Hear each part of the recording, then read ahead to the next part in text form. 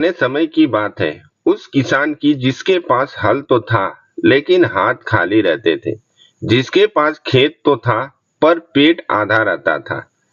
जिसके पास बहुत मेहनत थी, पर किस्मत हमेशा रूठी रहती थी। उस किसान का नाम था भोला। गांव के आखिरी छोर पर भोला का एक छोटा सा कच्चा घर था।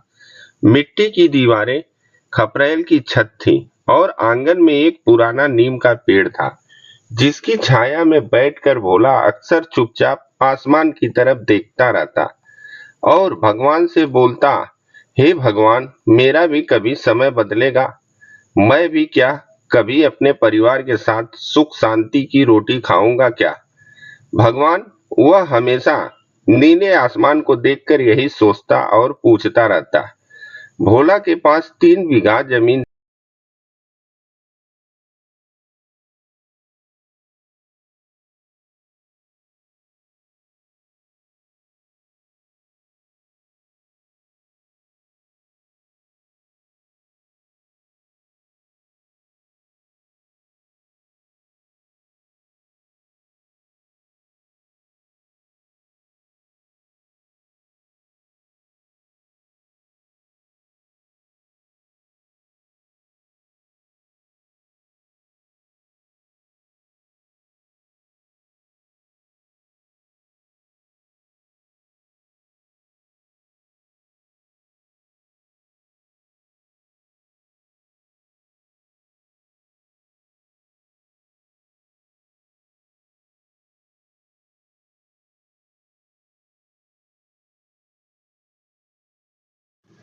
और भोला की पीठ और झुकती जाती। गांव के लोग कहते, भोला मेहनती तो है, बहुत है, लेकिन उसकी किस्मत ही फूटी है। कई बार भोला रात को खेत में पहुंच जाता और खेत की मेट पर बैठ जाता। मिट्टी को हाथ में लेकर धीरे से पूछता, अय मेरी माटी, हमसे नाराज क्यों है?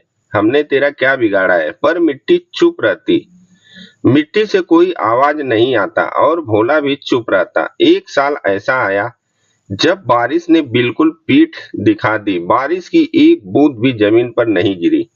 फसल खेतों में पानी के बिना जल के बीज एकदम से खेतों के नीचे दम तोड़ दिया। और उसी समय भोला के घर साहूकार आया हुआ था कर्ज लेने के लिए। साहूकार ने साफ कह दिया भोला से, इस बार अगर तुमने मेरे पैसे नहीं दिए तो तुम अपनी जमीन मेरे नाम पे लिख देना। इतना कहकर साहूकार गुस्से से भोला के घर से चला गया। उस रात भोला घर में ही नहीं सोया, मानो उसकी नींद उड़ गई। भोला अपने बच्चों को देखते रहा जो भूखे पेट सो गए थे। पत्नी की सांसें गिनता रहा और मन ही मन डर को दबाता रहा। पर उसी रात दिल के किसी कोने से भोला को आवाज आई कि भोला, अगर आज तू टूट गया तो कल ये तेरे बच्चे भी तुझे देखकर टूट जाएंगे। अगले दिन भोला सुबह जल्दी उठा और खेत पर गया। हल जमीन में गाड़ा और भोला ने बोला, भगवान, अब कुछ बचा है